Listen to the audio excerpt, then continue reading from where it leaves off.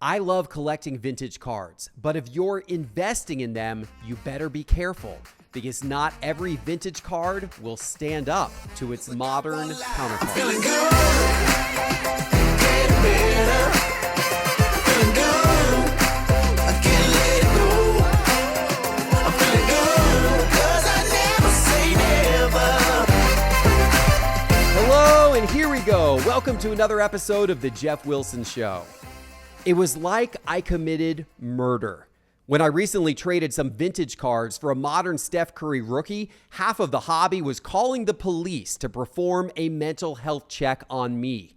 Only a crazy person would trade super rare vintage for overprinted modern, they said. Well, you better sit down for this. The total number of 1933 Gaudi Babe Ruth cards graded by PSA and SGC, that would be 7,510. Yes, you heard me correctly. The graded population of those four super rare 1933 Babe Ruth Gaudis is more than 7,500. And would it surprise you to know that that is more than the entire graded population of Steph Curry's 2009 Topps Chrome, and National Treasures cards, including the base cards and all of the parallels all combined? In fact, PSA has only ever graded 300 of Steph Curry's 2009 Topps Chrome cards, including the base cards and all parallels of that card. And the total National Treasures graded population is much lower. Yes, Steph Curry's primary rookie cards are in fact far more rare than Babe Ruth's 1933 Gaudi cards. Now, this is not a perfect comparison, but my point is this. Many collectors blindly believe that all vintage is rare and all modern is overprinted, but that's simply not the case all of the time. And there are certain situations where trading vintage for modern is the smart thing to do. So, Kelly, we're going to talk about this today. I think this episode is going to surprise some people. Murder. That's hilarious. But no, I mean, that's shocking when you think about it. Like, there is a stipulation or this understanding that rare, like vintage means rare. It's less population. You're never going to have those cards again. You know, the way that they're printed, all of these things that add into this umbrella of this idea of it being this rare, hard to find card. But the numbers are surprising, right? Is that in comparison with all, modern cards? Maybe not. But I mean, let's talk about that. This idea of vintage cards being more rare. In what you've seen with looking at the numbers on PSA and SGC and these grading companies, what is that comparison like? Is this in this particular circumstance between Steph Curry and Babe Ruth Gaudi, is that an anomaly?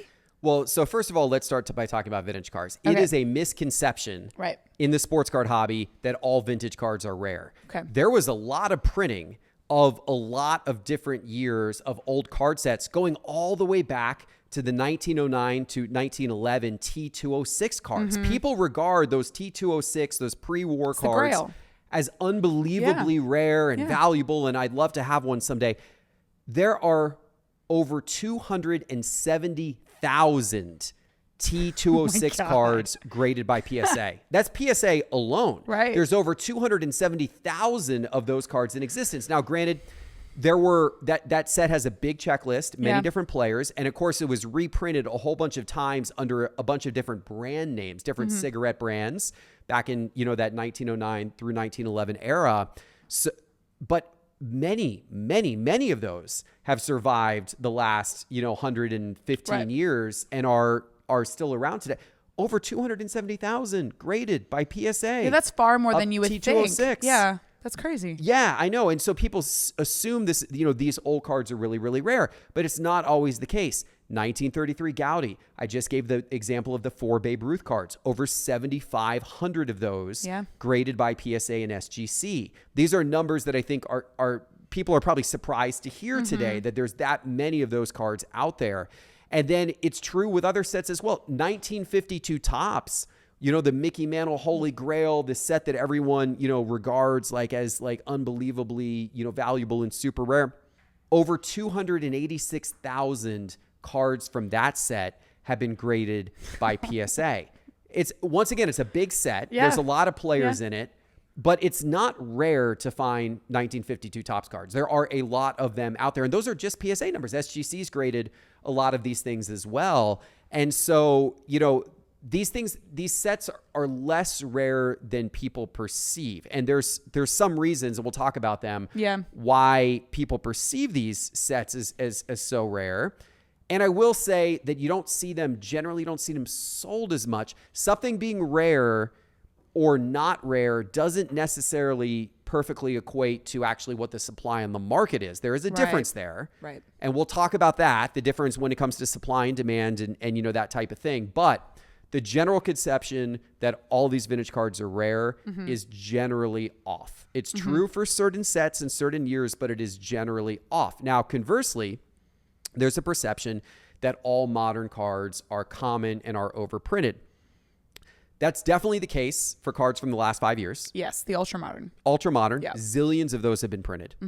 But there are a number of years in the 2000s, 2010s, where card production was way lower than what it was in the last few years. And that was recouping from the junk wax era. Yes. Yeah. And there was a general lack of interest in the hobby. Like, especially as you got into the later 2000s and early 2010s,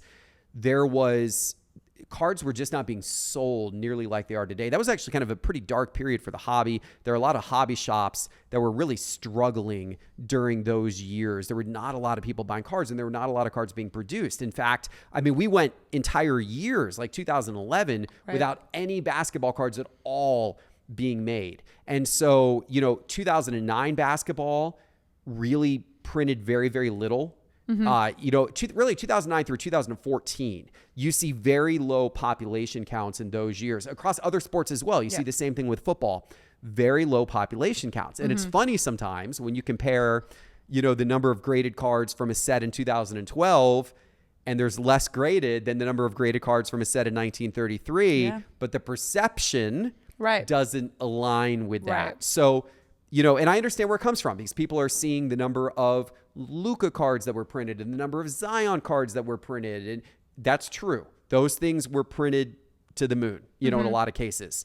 I would also say printed and graded. A lot of Zion base cards and Luka base cards were sent in. Absolutely. But if you go back just, you know, 3 or 4 years prior to that, you start to get into some years when there actually weren't that many cards printed. And some of those key cards from some of those years, including Steph Curry's rookie year, was at a real low point in terms of card production. That's one reason in particular why I'm so interested in Steph Curry from an investment standpoint, because I don't think people realize how rare his cards are. Steph Curry's rookie cards are much more rare than LeBron James rookie cards from 6 years prior, because there were more cards made in 2003 than there were in 2009, which seems odd to people, and they don't understand that, but that is the truth of the matter. And so, you know, you project out, you look out in the future, and what will supply and demand look like in 30 years? The supply of a Steph Curry rookie card, particularly key ones, is probably going to be a lot less on the market than the supply of maybe a LeBron James card, and certainly the supply of a Luka card or a Zion card or something of that nature, right? So to me, Steph in particular sits in this real kind of sweet spot in the modern hobby in terms of rarity. So you're talking about the outside of Steph, you know, we can talk about a particular player in a little bit, but like outside of a particular player, we're talking about a number of years in general, which there's less production in. So then when we're talking about the comparison for, you know, these rare vintage cards, is vintage overhyped, I guess is the question. And then because I also want to talk about the fact that, like, you know, the Babe Ruth Galaxy cards, there are a lot of them graded, but I think that, you know, when you talk about this rarity, I think people have that aspect to associate that with the higher graded cards, which are more rare. There's a lot less of those particular, like PSA 10s in circulation. So then you do have that rare label added, but then, you know, you sort of forget that while not everyone can, you know, get the PSA 10 Babe Ruth Galaxy, you can get, or one of the four, you can get maybe a PSA 2. Yes. That's probably higher in population or in circulation in general. But then I guess then this leads into the question, like, in comparison with, these modern cards, is then vintage overhyped as an investment? Is vintage overhyped as an investment? Yes and no. There is a lot of hype around vintage right now. And I think what's happened is over the last couple of years, many people got burned on ultra modern cards, the junk slab era and all these, and seen prices fall. So they've shifted to vintage because they have this perception that vintage is very safe and very rare. It's a stable stock. Yeah. And there's maybe been a little too much pursuit of vintage and hype around vintage at the moment. As I mentioned, not all of these cards are really as rare as they seem on face value. There's actually quite a large supply of many of these vintage cards, especially in lower grade. And it's the lower grade ones, and especially lower grade vintage of not the absolute cream of the crop players, right? Which is where I think people might end up getting burned from an investment standpoint in the years ahead. That is really where I worry about people from an investment standpoint. Now, I do want to talk about supply and demand for a minute, because the hobby is based off supply and demand, just like any other market. It's all based on supply and demand. Right. There are a huge graded population of many of these famous vintage sets, but that doesn't mean that there's as many of them on the market for sale. Right. If you walk around any card show, you see 95% modern, ultra modern cards for sale. Vintage cards at a card show tend to be somewhat rare in comparison. Maybe not as much at the National. The National's the only show that I've attended, and I've attended a few, that I've seen a good amount of vintage at. But most shows are much more ultra modern oriented, right? And even if you look at certain auction sites like PWCC and Golden, you tend to see a lot more ultra modern. Now, what people maybe are not doing is they're maybe not looking at the other auction sites, which specialize a lot in vintage. And you got sites like Heritage and REA and Memory Lane and Leland's and Mile High and others that are very heavily vintage focused. And so if you look at those sites, then you start to think, oh, well, vintage isn't maybe quite as rare as I think it is. But I will say in general, even though the population counts of some of these vintage sets are actually pretty large, you don't see them on the market as much. The supply in terms of what is being sold on the market at any point in time is not as great as an equivalent population of an ultra modern card. And the reason why is because they're locked in people's collections. Yeah, I was going to say they're people are more collectors in that sense. People are more collectors of vintage. Yeah. They're locked in people's collections. And you also have a lot of set collectors. So that's something you don't really have as much with the ultra modern sets. We can get into that later, but it would be impossibly hard to do a set for ultra modern. Yeah. If you're trying to collect the entire set and all the parallels and everything, it's absolutely impossible. Yeah. Now, so what people do is they will focus in on a particular parallel or a particular insert, and they'll collect all of those. Yeah. So it's almost like they find a little set within the set, and then they're like, I'm going to collect that set. But it would be impossible to collect the whole thing. Yeah. But when you go back to, the T206 set or the 1933 Gaudi set or the 1952 Top set or any of these other iconic sets over time, people actually enjoy collecting the entire set and getting the entire set because it is possible to do that back in those years. So because so many people have collected these sets, you don't see as many of the individual cards hitting the market because a lot of people do have them locked away. So even though the population counts of vintage in many cases are pretty high, the supply on the market tends to be relatively low in comparison to ultra modern at this moment in time. Now, it may be a little bit of a different story 30 years from now because you may have your Steph Curry collectors that are pretty hardened on their Steph Curry cards, and you may not be seeing them hit the market as much either. But at the moment, you definitely see the ultra modern stuff on the market more. Yeah. So in a sense, that does make vintage, the safer under that label of rare. Under that label of lack of supply. Yeah. More than rarity, but that does make vintage a little bit of a safer bet. It feels like long term. But what I worry about with vintage especially is the secondary players. Like, I think you're going to be okay if you have even though there are 7,500 Babe Ruth 1933 Gaudies in existence that have been graded by PSA and SGC. I still, even if you have a low grade Babe Ruth, I still think you're okay because it's such an iconic card. Like it's a card that's just, it's so iconic, and it's a card that people love to have and hold on to. So I think you're okay on that one in a lower grade. But if you then go down to secondary players, still great players of their era, still Hall of Famers, still some of the all-time greats, but their name is not Babe Ruth or Mickey Mantle or Willie Mays or Hank Aaron, or you know, that's when I begin to worry, especially in lower grade, as to how those cards are going to hold up. And in fact, let me ask you this, right? So I know you're not a huge baseball fan. No. But you know the big names historically, right? You know Jackie Robinson and Lou stories Gehrig. about him and Lou Gehrig. You know those guys, right? So let me give you some names. Okay. Oh God. Just let me know if you know any, if you've ever heard of any of these people. Okay. Got it. Early Wynn, Billy Pierce, Bob Turley, Eddie Matthews, Ralph Kiner, Ted Kluszewski. Yeah, we definitely do not know that one. Minnie Minoso, Al Kaline, Jackie Jensen. Any of those names ring a bell? Do you feel like you've seen their cards or No, but the Jackie Jensen just reminds me of the Jetsons. So, I mean, there's association with the name, but not necessarily who the actual player is. Yeah. So those guys I just mentioned, they are on the list of the top 25 baseball players of the 1950s. So they're up there. Yeah.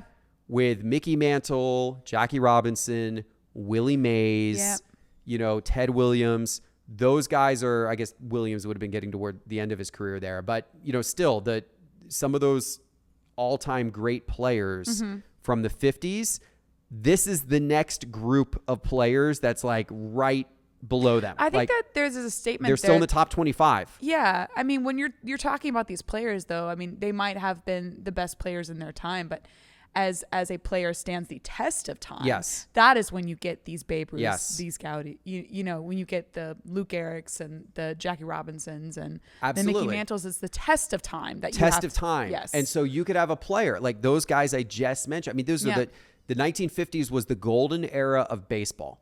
And those players that I just mentioned were among the 25 best players playing in the peak of baseball, the golden era of baseball. Those guys were, you know, 40s and 50s. Those were top 25 players. And yet, as a casual fan, you haven't heard of any of them. And I've heard of some of them because I've heard of most of them actually because I've, you know, studied baseball stats and cards and everything over the years. But even to me, most of those guys, like I could tell you a little bit about Eddie Matthews. I could tell you a little bit about Early Wynn and his career. Minnie Minoso just went into the Hall of Fame, so I could tell you a little bit about Minnie Minoso. Al Kaline I know a little bit about, but I couldn't tell you in detail about some of these guys. And I couldn't tell you anything about Jackie Jensen. I wasn't familiar with him, right? So even somebody who has, you know, studied a lot about the sport, I still have limited knowledge of them, of some of those guys.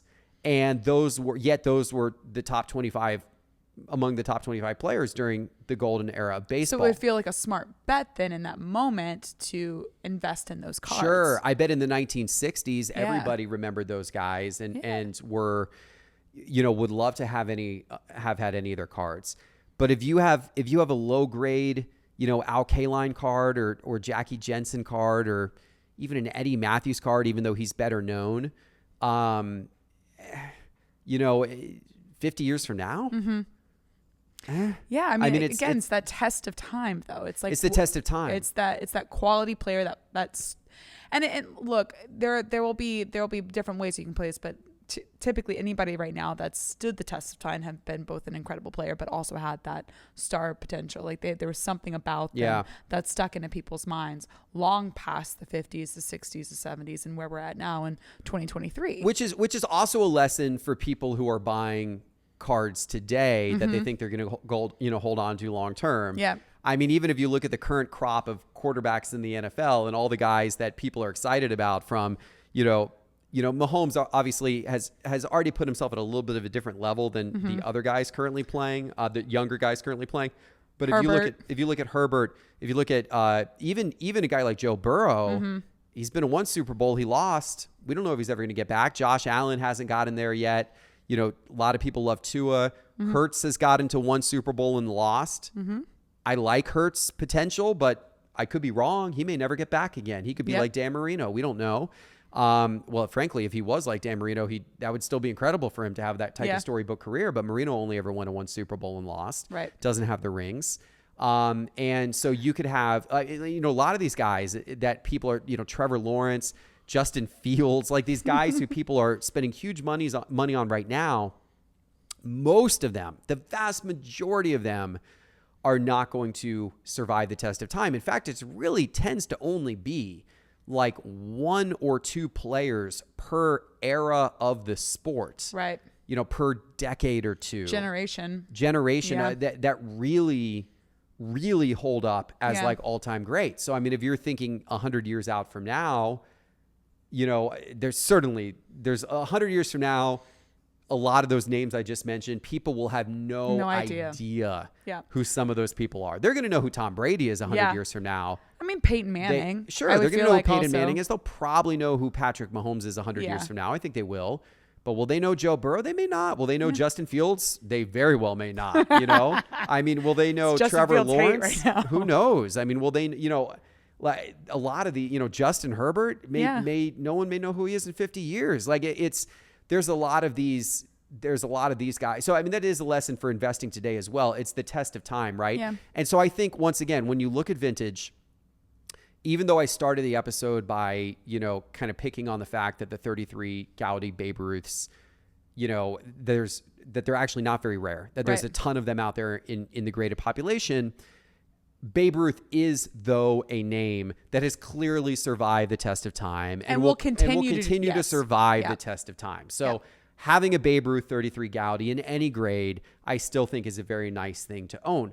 But I was presented that choice of having let's talk about that, because we've gone to this whole conversation about people standing the test of time, and right now it's not maybe necessarily guaranteed that certain players that we are investing in or collecting are standing the test of time. And you decided to trade a Babe Ruth and a Mickey Mantle for a Steph Curry, along with a bunch of other cards and some cash. I did. So then I guess my question is, do you ultimately think Steph Curry will definitely pass the test of time? 100%. I think Steph Curry is one in terms of passing the test of time. I think Steph Curry is absolutely going to be a top 10, if not a top 5 basketball player. And I'm not saying that Steph Curry is actually one of the 5 best basketball players of all time, but in terms of his notoriety and impact on the game and how people will perceive him in 30 years or 50 years, I do think he'll be top 5. And the reason why is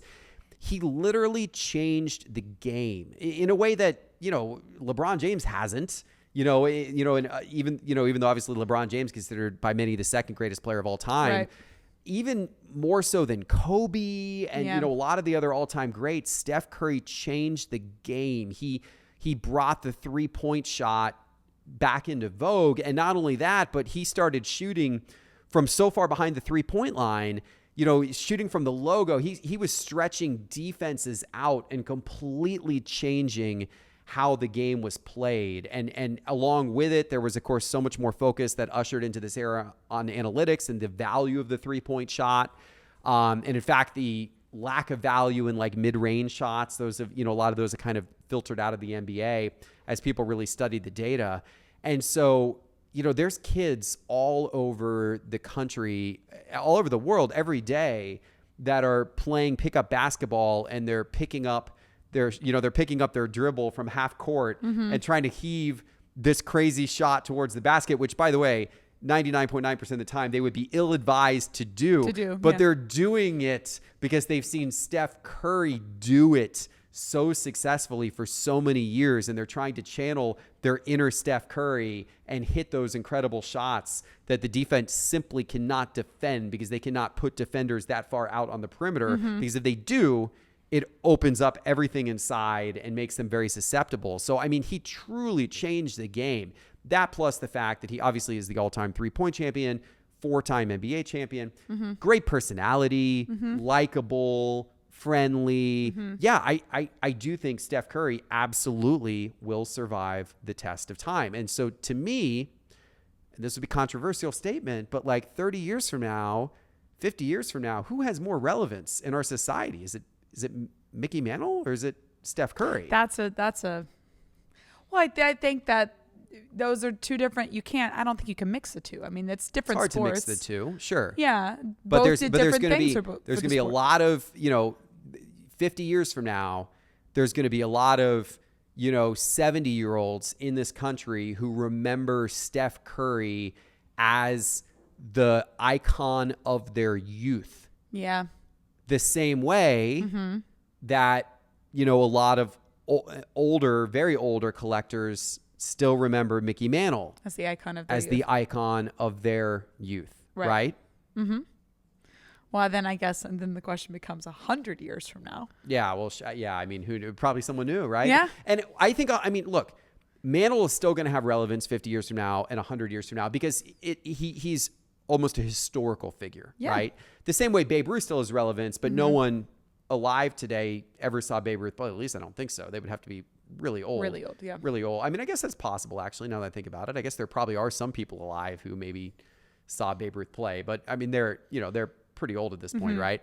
So, but those Babe Ruth, Mantle, Robinson, those guys, they're historical figures. So they're going to hold up Curry through. then a historical figure? Michael Jordan certainly is. Yes, 100%. Yeah. Jordan will always be a historical figure. Now, is LeBron James a historical figure? Yeah, that's a good question. Is Kobe a historical figure? I mean, when you talk about, kids wanting to shoot past the free throw line because they've seen Steph do it, how many times have you seen kids just try to shoot a basket and yell Kobe? Kobe is a historical figure in part because of how he died. Yeah. I mean, in part because his life was taken so young, and he was this. It cut the legacy. And he was this superstar off the court. He was this incredible businessman and philanthropist, and very well regarded from by everybody who he interacted with. And so he is because of what happened to him. Yeah. Yeah, I don't know. That's a good question. Like, who will society 100 years from now regard Steph Curry as a historical figure? The same way that Mickey Mantle is regarded as a historical figure. I don't know. That's an interesting question. But I do think 50 years from now there will be a lot of older adults that remember Steph Curry as the hero from their childhood. And there won't be anybody alive who ever saw Mickey Mantle play. Right. And plus I mean, again, going back to sort of the way we started this is when we're talking about print runs and actual availability of materials, Steph Curry sits in this pocket. That's a sweet spot for people who want to collect hard to find or, and low population of grading cards. So, I mean, it does sit in this nice pocket of whether or not he does stand the test of time, past 50 years. That's, up for debate, but there still certainly will be a lesser quantity available for grading. So it's still a win-win in a lot of senses. Like, it will still stand the test of time for many years to come, but it will also still be one of the lower graded population counts as opposed to something like a Gaudy. And that's the reason why I did the trade, because the Mickey Mantle that I had and the Gaudy Babe Ruth that I had were very low grade cards, or somewhat low grade cards. There were hundreds and hundreds of those cards with better grades. And so what I had was really not very rare, where I had the opportunity to trade those and more to get Steph Curry's best rookie card in a pretty good grade. I mean, it's one of it. Like, if you took the total of all Steph Curry cards in existence and said, and including like the individual graded copies, and said, put his best, 30 or 40 or 50 cards of all time ever, individual cards out on the table, my card would be one of those that would get put on the table as one of his best 30 or 40 cards of all time. Whereas my Gaudi and my Mantle would never even get into the same room as that table. Right. Because there's hundreds and hundreds and hundreds and hundreds, if not over 1,000 Babe Ruth and Mickey Mantle cards that the individual copies were better than the one that I had. Yeah, that's actually a good point with vintage also when you're talking about investing in these cards. Like if you are trying to get a lower grade vintage card, there are going to be various cards at that grade, so like a 3, that others will be better copies. So they'll inherently be more expensive than the 3 sitting next to it because the color's better, the centering's just so better. But I mean, that's another point to add on to this whole idea of investing in vintage, because you could have a PSA 3 and a PSA 3 sitting side by side, and one could be $5,000 more just because it's a prettier copy. Eye appeal makes a big difference for sure. And look, obviously having spent a lot of time with Marshall Fogel, one thing that he really imparted on me was you're better off having fewer things that are really scarce, very desirable, and very high grade than you are having many things that are more common, lower grade, more of them out there, not that unique. That is Marshall Fogel's philosophy. And that has transformed, that my thought process on card investing has transformed a lot over the last couple of years with that, really thinking through that philosophy. And I mean, look, the Babe Ruth card and the Mickey Mantle card that I traded away were cards that I had picked up a year or two ago. But even during that time, I was really thrilled to get one of those cards, a year or two ago. But then as I really studied the population reports, spent much more time looking at what's selling in online auctions and how many of these cards you see out there, and really thinking about like, how special is what I have? Right.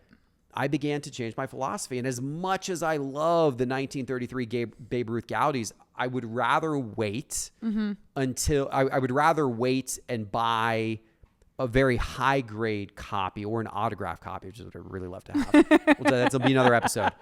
I'd really love to get a high grade copy that is, and I'd rather have one of those that I know is rare, that I know if somebody says, put the 25 best Babe Ruth Gaudis ever on a table, that mine's going to be on that table, versus having a whole bunch of cards, but knowing that none of them are really qualifying as like one of those absolute best. Yeah. It's funny because the next sort of topic I want to bring up is an actual comparison to this. When we talk about there being so many grades in existence, and, is that card actually as valuable as the next card? Let's sort of flip the script, because, vintage was, unique in its right. But then you come and we talk about the actual print runs that were in the 2009 to 2013-ish period. And now we're sitting in a pocket of time where ultra modern cards are extremely overprinted. So then it becomes, are we going to have this sort of, well, we already are having it, but where do we see, the print runs being more compact? Because I think right now when you talk about wanting to invest in the upcoming rookies, then it's like, well, how many parallels are this? And how, if you're lining up those cards, 50 years from now, how hard is it going to be to pick what cards are most valuable, because there's so many of them? There are so many of them, yeah. Overprinted is an interesting term, because I think from the manufacturer's standpoint, they're printing somewhat to demand. Like, there's so much more demand for cards today than there was 5 years ago. So yes, they're printing a lot more. Are they overprinting?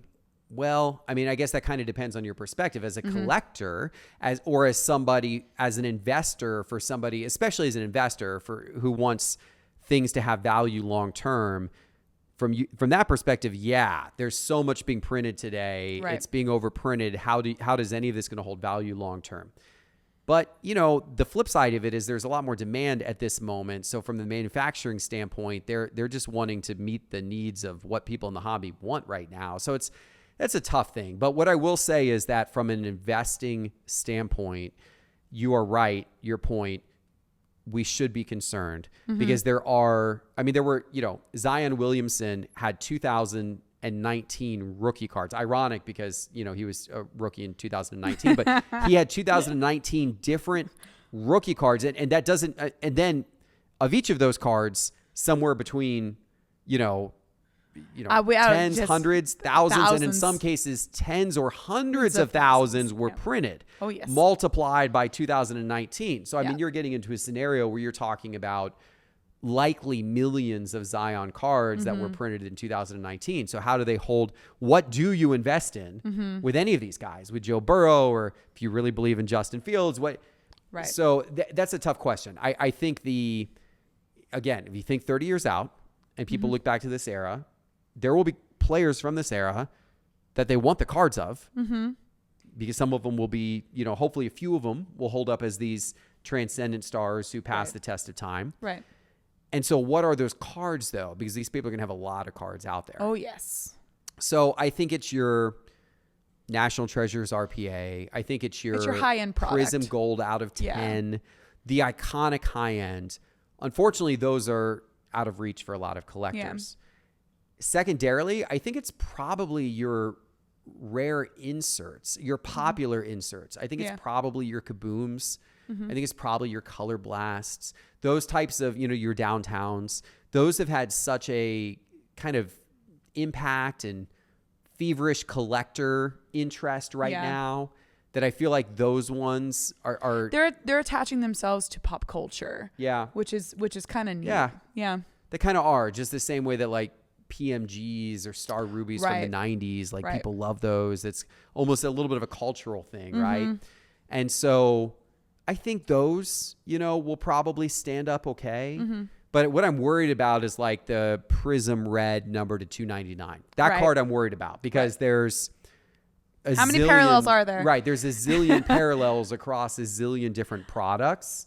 Black leopard zebra parallel. I mean, like, what are we doing? Yeah. And then especially base cards and that kind of stuff. Like that is what you have to worry about, I think, long term for sure. And there's just so much of that I mean, at the moment, while demand is high, like, I mean, right now, like Joe Burrow, everyone's still loving Joe Burrow cards. So Joe Burrow's market, it can handle all of that. Like all of them are valuable because everybody's crazy about Joe Burrow. But if the demand for Joe Burrow wanes in 5 or 10 years, which it will, unless he becomes the next Tom Brady, it will wane in 5 or 10 years. The same way that, Ben Roethlisberger's card market waned over time, or Eli Manning's card market waned over time. And these are great players that have won Super Bowls, or even Aaron Rodgers' card market was real soft before he got signed with the Jets. Now it's picked back up a little bit, but like these are great players that have championships and everything, but like their card markets even became soft. And so Joe Burrow very, very well could become soft, but a soft Joe Burrow card market with a zillion parallels, that's going to be tough. Yeah. All right. So let's now go to the bit segment. I printed this out because I wanted us to test you here. It's a would you rather. Okay. And we're going to go from vintage to modern cards, and we're going to have you pick between the two. Let's do it. All right. So would you rather have a 1952 Topps Mickey Mantle PSA 1 or a 2003 Topps Chrome LeBron James PSA 10? So that's an interesting comparison because I think if you look at all of the mantles from 1 up, and then you look at just those PSA 10 LeBrons, I think it's around approximately the same population. The Mantle 1 is going to be a little more expensive, a decent amount more expensive than the LeBron James. But I'd pick the Mantle PSA 1 because it is such an iconic card. And with that LeBron James Topps Chrome, there's obviously parallels of it. There's the refractors and the X-fractors and the black, which are more iconic. And then, of course, LeBron has a lot of other cards, whereas the 52 Mantle is like, It's the 52 Mantle. It's the 52 Mantle. Yeah. So I'd pick in that example, I would pick the 52 Mantle as the card that's going to hold up better long term because of the test of time. And and the desire for everyone for that. The desire for that particular card. Right. Okay. Like if you're taking one of LeBron James' exquisites or his Right. gold parallel of the tops, then I would may have a different answer to that. Right. But the base tops chrome, yeah. Mm-hmm. Okay. All right. Next up, 1952 Topps Mickey Mantle PSA 5. We're going up. Or the 1986 Fleer Michael Jordan PSA 10. Okay, that's a tough question. Because both are iconic cards. Yeah, they're both iconic cards. They're around the same price point. I think the Jordan's a little more expensive than a 10. But they're both in the $100,000 to $200,000 range. Right.